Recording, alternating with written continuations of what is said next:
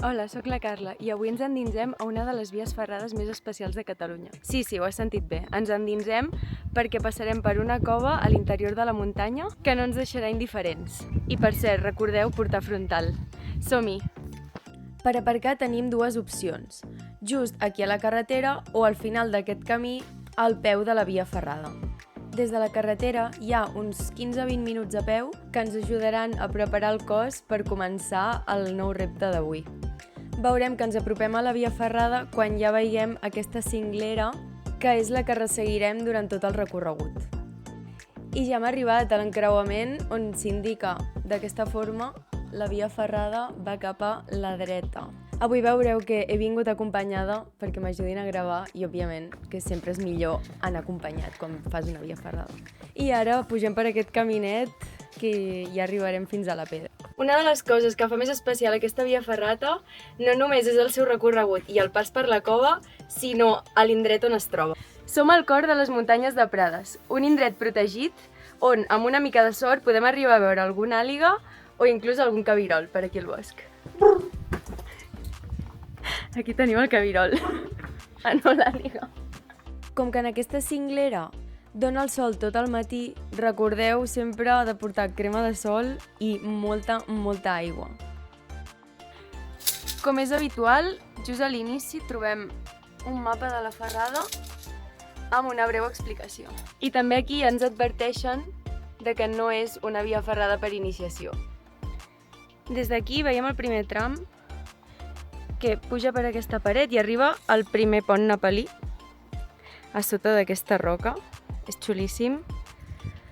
I llavors, un cop hem passat el pont, hi ha una part difícil, però amb una variant fàcil, que tenim aquí el cartell.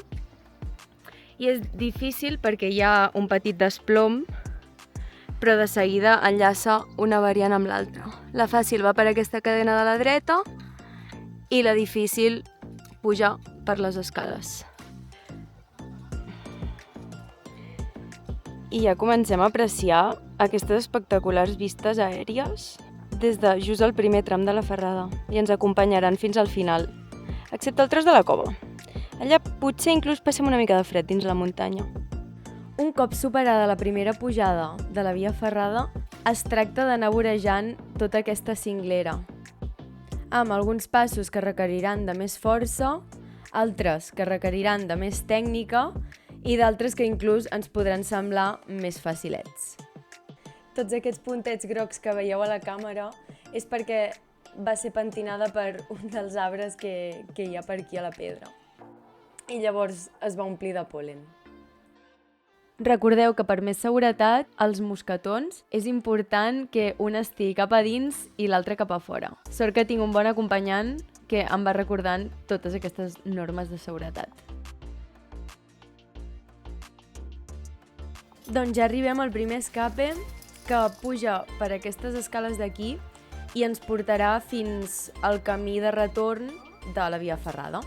Llavors, pels qui continua l'aventura, és cap a la dreta, cap on indica via ferrada. I pels qui heu arribat fins aquí, farem una paradeta a la ombra per veure aigua i perquè li deixeu un like en aquest vídeo. Tot el tram lateral de la cinglera és un constant de pujar, baixar i així anar vorejant i el camí es va adaptant a la forma de la muntanya.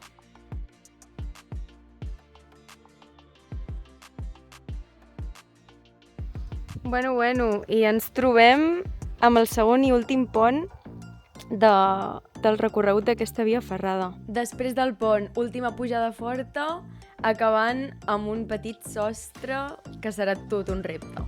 Els ponts nepalins tenen dos cables a dalt i el cable per on anem amb els peus. Llavors, com a norma de seguretat i consell, sempre és millor portar un dels dissipadors a dalt i l'altre a baix. I llavors ens anem desplaçant lateralment fins a l'altre costat. I així continuem passant pel pont. En aquest pont, com que és curt, em vaig permetre el luxe de poder gravar un trosset. Però com veieu, em vaig enganxar a la vaga de descans al cable de baix del pont per assegurar-me bé. I amb un dia com avui, aquestes són les vistes que estem tenint. Valoració del primer tram de la ferrada. Comença pujant bastant vertical, hi ha un ascens d'uns 30 metres i llavors comences a vorejar la cinglera, passes al segon pont napalí i continuar pujant cap amunt. Aquest tros és molt xulo, l'únic que sí que hi ha algun moment que has de tenir força de mans i força de braços per, si t'has de pujar, poder tirar fort i poder continuar i no quedar-te allà penjat. Jo crec que està molt ben valorada com a K4, no és una ferrada per iniciació i res, està molt xulo el primer tram. Després del pont seguim. Tornem a trobar en un encreuament on cap a l'esquerra és la via fàcil i cap a la dreta ens trobem amb la via difícil on hi ha aquest desplom tan xulo. I quan acabem de passar us faré un resum de com m'he sentit i algun truc per passar bé. Som-hi, comencem! Aquí la meva recomanació és que aneu enganxant els dissipadors com més amunt millor, perquè això us donarà sensació de seguretat. Quan acabeu de veure aquest desplom, segur que us entren unes ganes boges de donar-li el like i de subscriure-us al canal. Aquí aconsegueixo pujar la mà dreta agafada a la roca i canviar els dissipadors com a més amunt millor, per així, en cas de caiguda, poder-me quedar penjant i no caure directament a la pedra de sota. Si us hi fixeu, just després de la roca on m'estic agafant hi ha una grapa. L'objectiu era agafar-me directament a la grapa, però no vaig acabar de tenir la seguretat suficient, vaig baixar una mica i quan ja estava aquí a baix em vaig enganxar amb la vaga de descans per descansar els braços i tornar-ho a intentar. Quan us enganxeu a la vaga de descans, recordeu de destensar els braços. Així és com descanses realment i pots tornar a agafar aquesta força per continuar pujant. També tinc moments de replantejar-me exactament per què estic aquí penjada, però tot es tracta de tornar-ho a pensar i tornar-ho a intentar per acabar pujant, que al final és una de les passions que més em mou.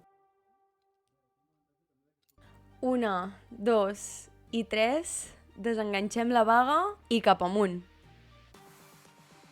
Busquem el centre d'equilibri amb les dues cames, un pas dinàmic i ja ho tenim. Ens agafem fort amb les dues mans, pugem els peus i cap amunt. Els següents passos són agafar-te de la següent grapa i quina satisfacció haver superat aquest desplom. La següent baixada és d'uns 10 metres aproximadament, començant per una cadena i acabant per unes grapes. Aquesta baixada ja ens portarà cap a la cova. Som-hi, baixem per aquest corriol entre dues roques i ens endinsem cap a dins de la muntanya. Aquesta via ferrada està pensada per tots. O sigui, qui tingui claustrofòbia i no sigui capaç d'estar a dins de la cova, hi ha un escape cap a la dreta on s'enllaça amb el camí de retorn, es pot saltar el tros de l'interior. ¿Poso? Sí. Aquí el meu assistent de frontal. Vale. Afrontando la situación. Una mica difícil, No passa res. si ningú agafa el casco, però bueno. L'agafo? No, ja està. I per aquí també el posarem en el topall, no vagi a ser que ens torni enrere l'ocu. Llavors deixarà d'afrontar cap Sí, situació. llavors no hi ha una afronta, al frontal. Sí? Vale. Som-hi. A dins la cova veurem que es pot sortir de manera fàcil o de manera difícil. I sortirem per la difícil. Realment fa una mica de respecte, eh? Un cop aquí dins...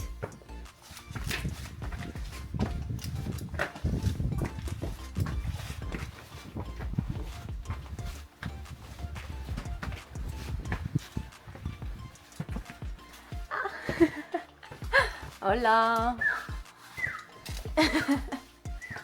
Que ets un far? Yes! Vinga, va. Aquí ens surt el sol, eh? Quieta, però ara torno a marxar. Sí. Vale, aquest tros, en lloc de tenir grapes, tenim claus per agafar-nos i així al llarg de tota aquesta paret. D'allà venim, ja hem creuat tota la cova i com us he comentat abans d'entrar, hi ha una sortida fàcil i una difícil. La fàcil la podem veure aquí mateix. Mira, ja es veu el sol, la llum del sol. I res, pujant aquestes escales i s'arriba dalt de tot. I la difícil, ens endinsem una mica més a la pedra i acabarem sortint per una escletxa bastant fineta. Hola, hola! Per fi acabem arribant a l'últim tram per la part difícil. Aquí, sobretot, recordem que és molt important deixar la distància amb la persona que tenim pujant davant nostra, ja que és una escletxa bastant estreta i difícil de superar. La primera vegada que vaig fer aquesta xemeneia, vaig relliscar i vaig caure 1 o 2 metres rascant per la paret. Trobareu el vídeo de la caiguda penjat en els shorts d'aquí YouTube o a l'Instagram de Rock and Forks. Aquí m'ho miro bé per pujar per un costat o per l'altre. Vale, anem a provar un altre. Buah. Em torno a girar i m'ho torno a mirar. Aquí descanso una mica, perquè tant pensar m'estic cansant abans d'hora. Però vinga, va, amb decisió. M'agafo de la pedra amb la mà esquerra, amb la mà dreta faig força amb l'altre costat de l'escletxa i anar fent petits salts, aconsegueixo arribar fins a la segona grapa.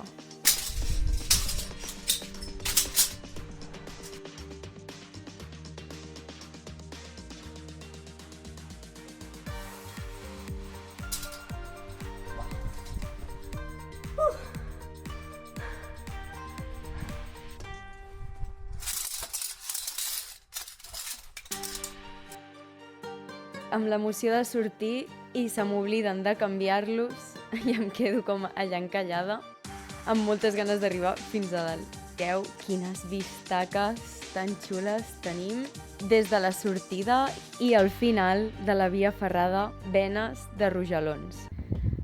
Valoració de tot el tram de la cova, la veritat que és espectacular. S'ha d'anar amb compte perquè és veritat que hi ha algunes grapes que rellisquen, la paret hi ha trossos que també, però bueno, es passa superbé.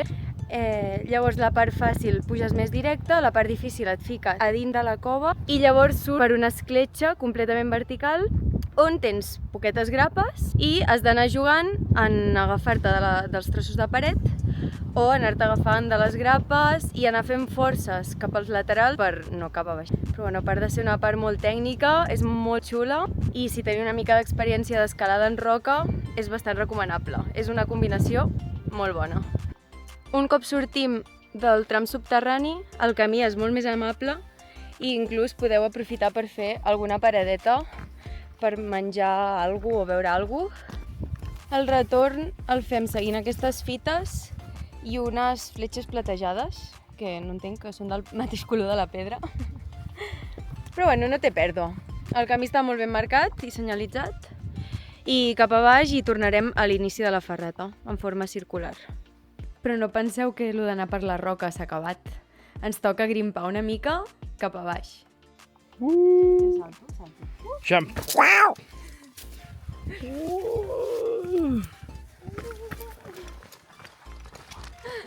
Buah, i aquí em teniu feliç pensant en el que ens espera per dinar. El retorn fins al cotxe i la carretera el tornem a fer per la pista forestal. Valoració general de la via ferrada. A l'inici és un tros de pujada molt intensa, llavors anem passant lateralment per tota la serralada, arribem a un desplom molt exigent també, de totes formes hi ha l'opció de vorejar-lo i passar per darrere, i al final la cova, que és una zona màgica. Via ferrada, Benes de Rojalons superada. Som-hi! Poc se'n parla de la satisfacció de treure's les sabates quan acaba una excursió. Aquest serà el nostre dinar d'avui. Pollastre arrebossat i unes olivetes per picar. Per acabar, moltes gràcies a tots els que heu arribat fins al final del vídeo i si us ha agradat doneu-li like i subscriviu-vos. Fins aviat! I ara toca tornar cap a casa, però no deixem de gaudir els últims minuts de natura.